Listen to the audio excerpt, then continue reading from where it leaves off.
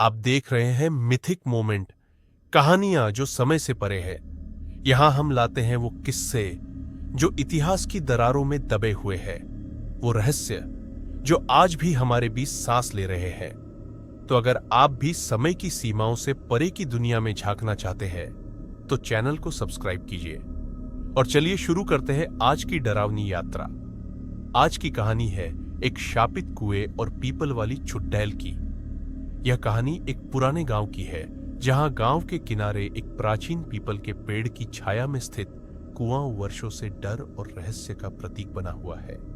स्थानीय लोगों का मानना है कि रात के अंधेरे में इस पीपल के पेड़ के पास भटकना खतरे से खाली नहीं। रात के समय पीपल के पेड़ के पास नहीं जाना चाहिए, क्योंकि वहां भूत प्रेत रहते हैं। इस पेड़ और कुएं से जुड़ी एक चुड़ैल की दहला देने वाली दास्तान गांव वालों की सांसें आज भी थमा देती है। गांव के बाहर खेतों और आम के बगीचों से आगे एक सुनसान जगह पर एक पुराना कुआं है, जिसके बगल में बरगद जैसा फैला हुआ एक विशाल पीपल का वृक्ष खड़ा है। दिन में यह पीपल का पेड़ छायादार और पूजनीय लगता है। गांव की महिलाएं यहां दिया जलाकर पितरों की शांति के लिए प्रार्थना कर जाती थी। लेकिन रात होते ही इस पेड़ और कुएं के आसपास का माहौल पूरी तरह बदल जाता है। अंधेरे में पेड़ की लहराती शाखाएं डरावनी परछाइयां बनाती है और कुएं से ठंडी हवा के साथ अजीब सी सिसकियों की आवाज आने लगती है। आसपास कोई बस्ती या रोशनी नहीं, बस खेतों में झिंगुरों की आवाज और दूर सियारों का हुआ। गांव वाले कहते हैं कि आधी रात के बाद पीपल के पेड़ के नीचे कोई अदृश्य साया घूमता है। उस जगह को लोग सूर्यास्त के बाद भूलकर भी पार नहीं करते। गांव के बुजुर्गों ने बच्चों को सख्त हिदायत दे रखी है कि शाम ढलते ही उस कुएं के पास मत जाना। इसी कुएं में एक युवती की मृत्यु हो गई थी, जो लोक मान्यता के अनुसार चुड़ैल बनकर पीपल के पेड़ पर बसेरा करती है। वह सफेद लिबास पहने दिखती है, सुंदर युवा महिला के रूप में, जो रात में राहगीरों को अपनी ओर बुलाती है। लेकिन उसकी वास्तविक पहचान उसके पैरों से होती है, जो उलटे एड़ियां आगे पंजे पीछे बताए जाते हैं। उस युवती का नाम राम प्यारी था। राम प्यारी उसी गांव की एक नव युवती थी, करीब 50 साल पहले, जिसकी दर्दनाक मृत्यु इसी कुएं में हुई। वह अब सिर्फ एक नाम है। गांव वाले सीधे उसका नाम लेने से भी कतराते हैं और उसे सिर्फ चुड़ैल या वह औरत कहते हैं। गांव के सबसे बूढ़े व्यक्ति मदन ताऊ के अनुसार यह सब लगभग 50 साल पहले शुरू हुआ। उस समय राम प्यारी नाम की एक नव युवती थी, जिसकी शादी पक्की हो चुकी थी। राम प्यारी सुशील और सुंदर थी, सारे गांव की लाडली थी। कहते हैं कि उसकी शादी से ठीक पहले उस पर आंच आ गई। कुछ लोग दबी जुबान से कहते थे कि ठाकुर साहब के बिगड़ैल बेटे की बुरी नजर राम प्यारी पर थी। एक रात जब राम प्यारी घर से बाहर शौच के लिए निकली, तो वह दरिंदा पीछे से उसे उठाकर ले गया। अगली सुबह राम प्यारी का शव गांव के बाहर उसी कुएं में तैरता हुआ मिला। पूरे गांव में मातम छा गया। एक हंसती खेलती जिंदगी सूनी हो गई। राम प्यारी की मां का रो रो कर बुरा हाल था और पिता गुस्से से पागल हो उठा। सभी को शक था कि ठाकुर के बेटे ने असमत लूटकर राम प्यारी को कुएं में फेंक दिया, किंतु सामंती दबदबे और बिना चश्मदीद गवाह के कारण कोई कुछ न कर सका। राम प्यारी की मृत्यु अत्यंत दर्दनाक और असमय थी। उसका अंतिम संस्कार भी शांति से नहीं हो पाया। कहते हैं कि उसका शव कुएं से निकालते वक्त कई लोग अजीब घबराहट महसूस कर रहे थे, मानो कुएं के अंदर कोई साया उन्हें घूर रहा हो। राम प्यारी की अतृप्त आत्मा ने उसी क्षण बदला लेने की ठान ली थी। गांव की एक बुजुर्ग महिला, जिसे लोग श्रद्धा से काकी कहते थे, ने चेतावनी दी, इस तरह जवान बेटी की जान लेने वाला चैन से नहीं जी पाएगा। राम प्यारी की आत्मा को मुक्ति नहीं मिली है, वह यहीं रहेगी। यही वह पहली बार था जब किसी ने चुड़ैल शब्द का जिक्र किया। काकी ने कहा कि राम प्यारी कहीं चुड़ैल न बन जाए। शुरू में लोगों ने ध्यान नहीं दिया, वे तो बस शोक में डूबे थे। लेकिन जल्द ही ऐसे संकेत मिलने लगे कि राम प्यारी की आत्मा भटक रही है। राम प्यारी की मौत के कुछ दिनों बाद से ही कुएं और पीपल के पेड़ के आसपास अजीब घटनाएं होने लगी। रात के सन्नाटे में कुएं से किसी स्त्री के सुबकने की आवाजें आती। कई ग्रामीणों ने दावा किया कि उन्होंने सफेद साड़ी में लिपटी एक औरत को कुएं के पास पीपल के पेड़ की छांव में खड़े देखा। वह औरत दूर से बिल्कुल राम प्यारी जैसी दिखती थी। लंबी पतली काया, कमर तक लहराते बाल और सफेद कपड़े। पहले पहल दो एक लोगों ने सोचा उनकी आंखों का धोखा है, पर अलग अलग व्यक्तियों द्वारा एक ही जैसा वर्णन सुन गांव में सनसनी फैल गई। हर देखने वाले ने एक डरावनी बात कही, उस औरत के पांव उलटे थे। बस फिर क्या था, पूरे गांव में दहशत दौड़ गई कि राम प्यारी चुड़ैल बनकर लौट आई है। धीरे धीरे चुड़ैल का आतंक बढ़ने लगा। रात में उस कुएं के आसपास गुजरने वाले पशु भी बेकाबू होकर भाग खड़े होते। कई चरवाहों ने बताया कि उनकी गायें भैंसें उस दिशा में जाने से अचानक अड़ जाती है, जैसे वहां कोई अदृश्य दीवार हो।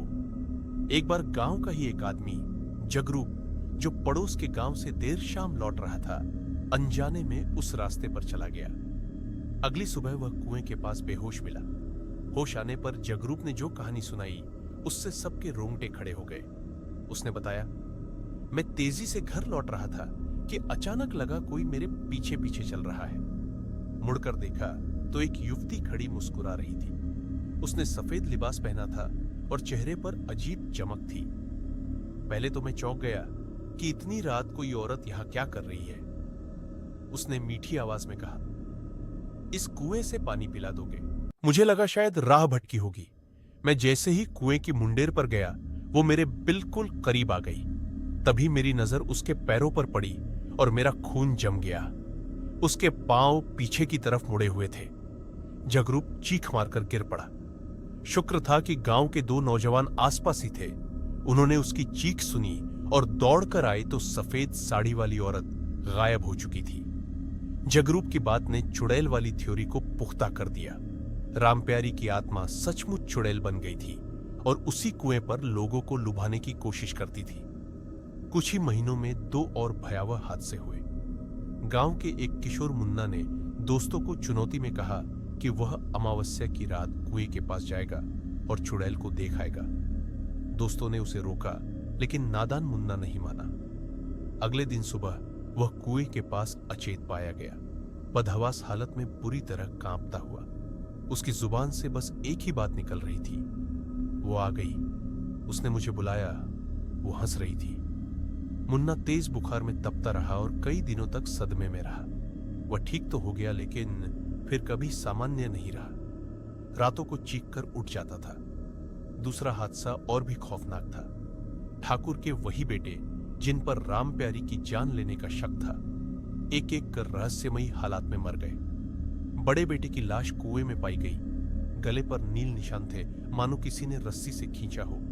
और छोटे बेटे ने पागलों की तरह छत से कूदकर जान दे दी। ठाकुर का परिवार बिना किसी को बताए गांव छोड़कर चला गया। ग्रामवासियों को अंदर ही अंदर यकीन हो गया कि यह राम प्यारी की आत्मा का बदला था। अब तो इस कुएं को सबने भूतिया कुआं कहना शुरू कर दिया और पीपल का पेड़ मानो चुड़ैल का अड्डा बन गया। कुएं की चुड़ैल को लेकर गांव वालों के मन में एक खौफनाक छवि बन चुकी है। अक्सर रात के पहर किसी किसी को पेड़ की शाख पर बैठी एक स्त्री आकृति दिखती, जो बालों से मुंह छुपाए बैठी रहती है। जैसे ही कोई राहगीर नजदीक आता, वह आकृति धीमे से हंसती या रोती हुई आवाज निकालती है। कई लोगों ने उसकी चूड़ियों की खनक और पैरों में पायल की हल्की झनकार भी सुनी है, पर आसपास कोई दिखाई नहीं देता। डर के मारे लोगों ने रात में निकलना लगभग बंद कर दिया था। लेकिन सबसे ज्यादा खतरनाक है चुड़ैल का लुभावना रूप धरना। वह कभी कभी कुएं पर प्यासे यात्री का बहाना करके मदद मांगती है, जैसे जगरूप और मुन्ना के किस्सों में हुआ। लोक विश्वास है कि चुड़ैल अक्सर खूबसूरत युवती बनकर युवकों को रिझाती है और फिर उनका सर्वनाश कर देती है। इस चुड़ैल के साथ भी वही बात थी। उसकी आंखें बड़ी बड़ी और चमकती थी। चेहरा काफी हद तक रामप्यारी से मिलता जुलता था। इसी कारण जब पहली बार कुछ लोगों ने उसे देखा तो पहचान नहीं पाए और मदद को रुक गए। वह बड़ी विनम्रता से 2 घड़ी बात करती, अपने मीठे स्वर से सम्मोहन करती और जैसे ही सामने वाला पूरी तरह उसके जाल में फंस जाता, अचानक उस पर झपट पड़ती। कई युवकों के गायब होने या अर्ध पागल हो जाने के किस्से आसपास के गांवों में भी सुनने को मिले, जिनका कारण इसी चुड़ैल को माना गया। चुड़ैल की पहचान। सबसे पहली बात उसके उल्टे पैर है, जिसे देखते ही इंसान की रीढ़ में सर्द सांप रेंग जाता है। दूसरी निशानी है कि उसका अक्स पानी में या शीशे में दिखाई नहीं देता। कहा जाता है एक बार एक बहादुर नवयुवक ने, जिसे चुड़ैल ने परछाई बनकर छलना चाहा, कुएं के पानी में झांक कर देखा तो पाया कि उसके बगल में खड़ी उस सुंदरी का प्रतिबिंब पानी में नहीं है। उसे तुरंत समझ आ गया और वह हनुमान चालीसा जोर जोर से पढ़ते हुए वहां से जान बचाकर भागा। चुड़ैल तेज चीख के साथ गायब हो गई। ऐसी घटनाओं से गांव वालों को यकीन हो गया कि यह कोई सामान्य भूत नहीं, प्रेम में छली गई और क्रोध से भरी चुड़ैल है जो अकेले पुरुषों को अपना शिकार बनाती है। इस मान्यता ने महिलाओं और बच्चों को थोड़ी राहत दी। वे मानते थे कि चुड़ैल सीधे उन्हें नुकसान नहीं पहुंचाएगी। उसका लक्ष्य जवान पुरुष है, शायद अपनी मृत्यु के लिए जिम्मेदार लोगों से बदला लेने की विकृत इच्छा। फिर भी भय सबके मन में था, सो सावधानी सब बरतते थे। ग्रामीणों ने इस भूतिया संकट से निपटने के लिए दो रास्ते अपनाए, एक तो एहतियात और दूसरा आध्यात्मिक उपाय। एहतियात के तौर पर शाम होते ही कोई उस ओर न जाता था। यदि किसी मजबूरी में बाहर जाना भी पड़ता तो 2-3 लोग इकट्ठे जाते, ताकि अकेला व्यक्ति शिकार न बने। घरों के दरवाजों पर लोग नीम के पत्ते और नींबू मिर्ची लटकाने लगे, जिन्हें बुरी आत्मा को दूर रखने वाला माना जाता है। बच्चे तो सूर्यास्त के बाद घर से बाहर कदम भी नहीं रखते थे, खासकर पूर्णिमा और अमावस्या की रात, जब प्रेत आत्माओं के ज्यादा शक्तिशाली होने की बात कही जाती है। लोग मंदिर में शरण लेते या हनुमान चालीसा का पाठ करते रहते। गांव की महिलाएं आपस में कहती, लोहे की कोई चीज साथ रखो तो भूत पास नहीं फटकता। इसलिए बहुतों ने छोटे लोहे के छड़ या चाकू अपने पास रखने शुरू कर दिए, क्योंकि लोक विश्वास है कि लोहे से भूत प्रेत भागते हैं। दूसरा उपाय था धार्मिक अनुष्ठान। चुड़ैल के प्रकोप से मुक्ति पाने के लिए गांव के पुजारी ने बड़ी पूजा और हवन का आयोजन करवाया। गांव वालों ने मिलकर कुएं के पास एक महायज्ञ किया, जहां देवी देवताओं से प्रार्थना की गई कि राम प्यारी की अतृप्त आत्मा को शांति मिले। लगातार रात भर मंत्र पढ़े गए, हवन कुंड में आहुतियां डाली गई और पीपल के पेड़ को भी गंगा जल छिड़क कर पवित्र किया गया। इस पूजा के बाद कुछ समय तक हालात सुधरते दिखे। सचमुच पूजा के बाद कई महीनों तक कोई अनहोनी नहीं हुई। न किसी ने चुड़ैल को देखा, न कुएं से रोने की आवाजें आई, न कोई और मौत या हादसा हुआ। सभी ने चैन की सांस ली और सोचा कि शायद आत्मा को मुक्ति मिल गई। ग्रामीणों ने मान लिया था कि भूत प्रेत का साया अब गांव से हट चुका है। लगभग 1 साल तक सुख शांति बनी रही, परंतु कहानी यहां खत्म नहीं होती। 1 साल बाद ठीक उसी तारीख के आसपास फिर से मौत का तांडव शुरू हो गया। पहले एक पशु अचानक कुएं के पास मरा पाया गया, फिर एक चरवाहे की रहस्यमयी हालत में जान चली गई। सबसे दुखद थी गांव की ही एक किशोरी की मौत, जो एक दिन पेड़ के पास अचेत मिली और बच नहीं सकी। उस बच्ची ने मरने से पहले बेसुध अवस्था में बड़बड़ाते हुए सफेद औरत गला दबा रही है जैसे शब्द कहे, जिसे सुनते ही ग्रामीणों को समझ आ गया कि चुड़ैल फिर लौट आई है और शिकार करने लगी है। यह सोचते ही पूरे गांव में फिर खौफ फैल गया। लोग कहने लगे भूत ने 1 साल के लिए गांव छोड़ा था, लेकिन वापस आ गया है। गांव वालों ने दोबारा पूजा पाठ की तैयारियां शुरू कर दी। इस बीच प्रशासन तक खबर पहुंची तो थाना पुलिस ने गांव में चौकी बना दी, पहरा बैठा दिया। लेकिन भला अदृश्य आत्माओं पर पुलिस का पहरा क्या असर करता?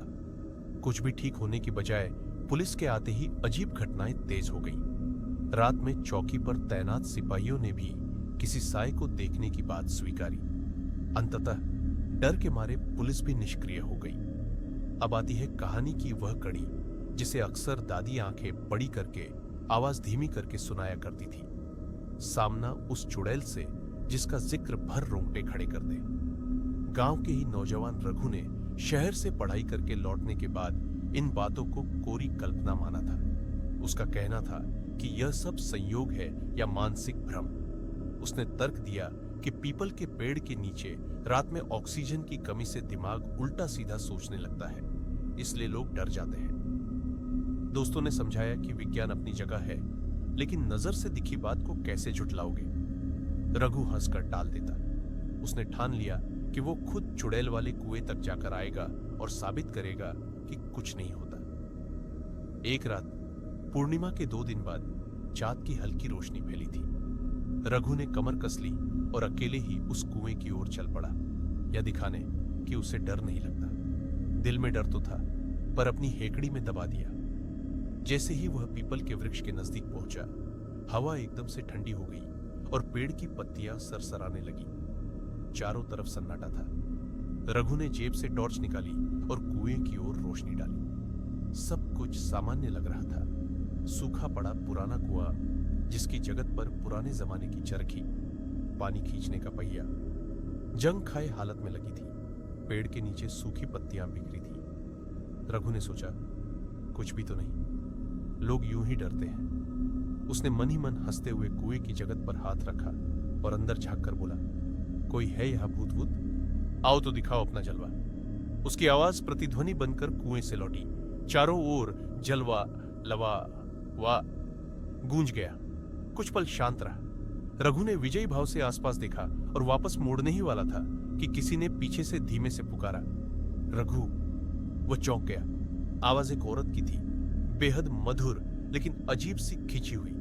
वह तुरंत पलटा और देखा कि पीपल के तने की आड़ में सचमुच सफेद साड़ी पहने एक महिला खड़ी मुस्कुरा रही थी। रघु की टॉर्च की रोशनी सीधी उस पर पड़ी। उसे खुद अपनी आंखों पर यकीन नहीं हुआ। एक अपरिचित सुंदर युवती वहां कैसे हो सकती है?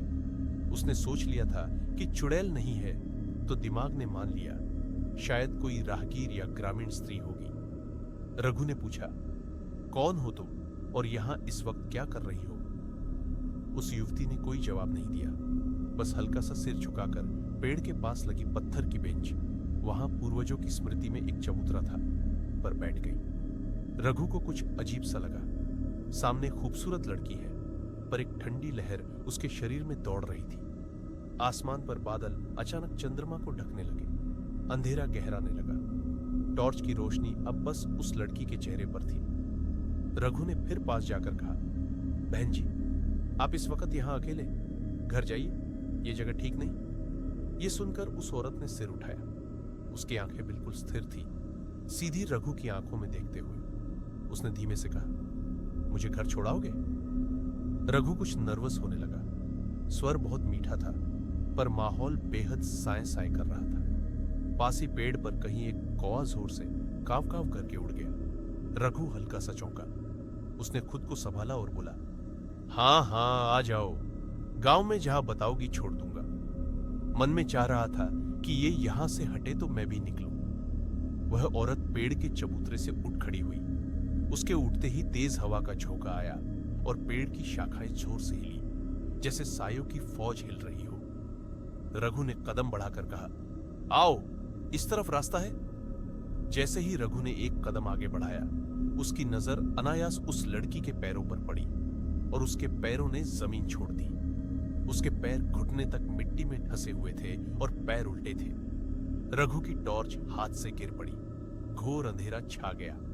अगले ही पल उस स्त्री की भयावह चीत्कार सुनाई दी, मुझे छोड़कर जाएगा तू? रुक जास। और रघु को लगा किसी बर्फीले हाथ ने उसका गला पकड़ लिया है। वह गिर पड़ा। सांस रुकने लगी। उसको सामने बस दो जलती हुई आंखें दिख रही थी और एक विकृत चेहरा जिसका आधा हिस्सा सड़ चुका था। रघु को समझ आ गया कि वह सीधे चुड़ैल के जाल में फंस गया है। उसकी नानी कहा करती थी कि ऐसे वक्त भगवान का नाम ही बचाता है। उसने पूरी शक्ति से मन ही मन हनुमान जी को याद किया और जितनी जोर से निकल सके शब्द निकाले, जय हनुमान ज्ञान गुण सागर। अगली पंक्ति आती, उससे पहले ही एक जोर का झटका लगा और उसका गला छूट गया। हवा में एक भयानक चीख गूंजी और फिर सब शांत हो गया। कुछ देर बाद जब रघु को होश आया तो वह जमीन पर पड़ा था। पास ही उसकी टॉर्च फिर से जल रही थी। शायद गिरने से किसी पत्थर पर उसने इधर उधर नजर दौड़ाई। ना कुएं के पास कोई था, ना पेड़ के पास, पर एक तीखी खुशबू सी हवा में थी, जैसे किसी ने अगरबत्ती जलाई हो। घबराकर रघु लड़खड़ाता हुआ गांव की ओर भागा। रास्ते में उसे दो लोग मिले जो लाठी लेकर उसे ढूंढने निकले थे। गांव में किसी को भनक लग गई थी कि रघु उधर गया है, तो चिंतित होकर ये लोग पीछे आए थे। उन्होंने देखा रघु पसीने में नहाया बदहवास भागा आ रहा है। बड़ी मुश्किल से जब रघु ने सारा वाकया बताया तो सभी के चेहरों का रंग उड़ गया। रघु जैसे हंसमुख निडर लड़के को इस हालत में देख पूरे गांव को यकीन हो गया कि चुड़ैल का साया सच्चाई है। रघु की आपबीती सुनने के बाद अब कोई संशय नहीं रहा। रघु ने जो वर्णन किया वह वही था जो वर्षों से सब सुनते आए थे। सफेद साड़ी, उल्टे पैर, गला दबाने वाली चुड़ैल। फर्क बस इतना था कि रघु भाग्यशाली था जो बच निकला। शायद उसकी हनुमान भक्ति और नानी की सीख काम आई, वरना इससे पहले जिस किसी ने भी चुड़ैल को चुनौती दी वो जिंदा नहीं लौटा था।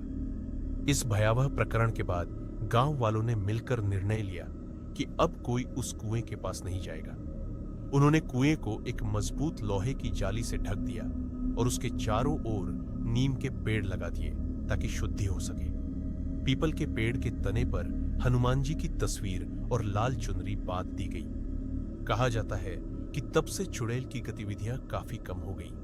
शायद हनुमान जी के प्रभाव से वह वहां टिक नहीं पाती। फिर भी सावधानी में कोई कमी नहीं रखी जाती। सूरज ढलने से पहले ही गांव के बच्चे बूढ़े सब घर में दुबक जाते हैं। युवकों को विशेष हिदायत है कि बाहर की स्त्री तो क्या, अपनी परिचित महिलाएं भी अगर रात में बाहर मिले तो पहले उनके पैर देख लें। यह अजीब लग सकता है, लेकिन डर का आलम कुछ ऐसा है कि लोग किसी पर भरोसा नहीं करते। कौन जाने चुड़ैल किस रूप में आ जाए। पास के गांवों में भी इस किस्से ने लोगों को सतर्क कर दिया है। कई जगह रात में पीपल या पुराने पेड़ों के पास चौकी बनाई गई है, जहां लोग अखंड कीर्तन करते हैं ताकि नकारात्मक शक्तियां दूर रहें। गांव की सांस्कृतिक जीवन शैली पर भी इस कहानी का गहरा असर हुआ। पहले जहां शाम को लोग चौपाल पर इकट्ठे होकर बातचीत किया करते थे, अब सूर्यास्त के बाद सन्नाटा पसर जाता है। कई परिवार तो सूर्य ढलने के बाद शाम की आरती अपने अपने दरवाजों पर करते हैं और राम नाम का जाप करते हैं ताकि किसी बुरी शक्ति का प्रवेश न हो। बच्चों को यह कहानी बार बार सुनाई जाती है ताकि वे कभी जिज्ञासा या जोश में उस तरफ कदम न बढ़ाए। इस कहानी ने जैसे पूरे समाज के लिए एक नियम सा बना दिया। अनजान आवाज या स्त्री जो रात में मार्ग में मिले उससे बात मत करो, उसे जवाब मत दो।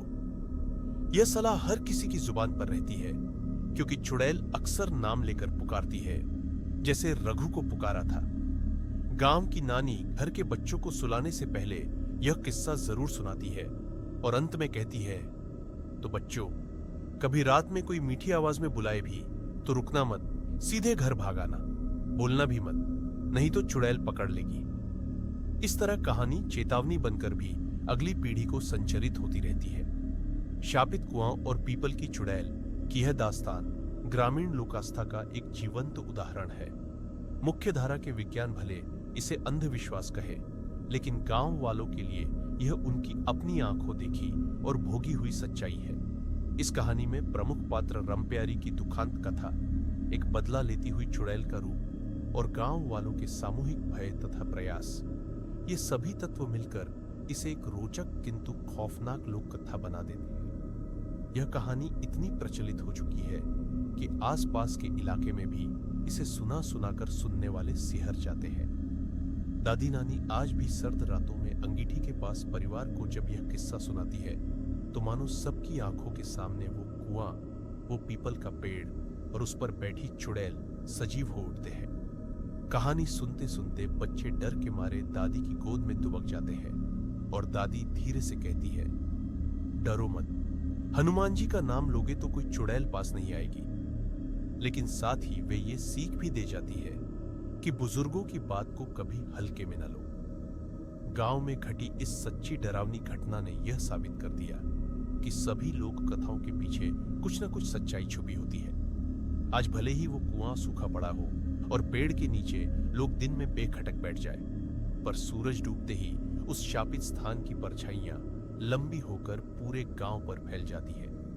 यह कहानी सुनाने वाला हर शख्स आखिर में इतना जरूर कहता है, यह सत्य घटना पर आधारित कहानी है, मानो या ना मानो, पर आज भी उस पुराने पीपल के पेड़ तले कोई आत्मा करवट बदलती है। यह थी आज की कहानी, शापित कुआं और पीपल की चुड़ैल। अगर आपको कहानी ने डरा दिया हो या रोंगटे खड़े कर दिए हो तो समझिए कहानी ने अपना असर दिखा दिया है। ऐसी ही लोक कथाओं और डर की दास्तानों के लिए सब्सक्राइब करिए मिथिक मोमेंट को। और याद रखिए, हर गांव में एक कहानी होती है, पर हर कहानी में एक सच्चाई भी छुपी होती है।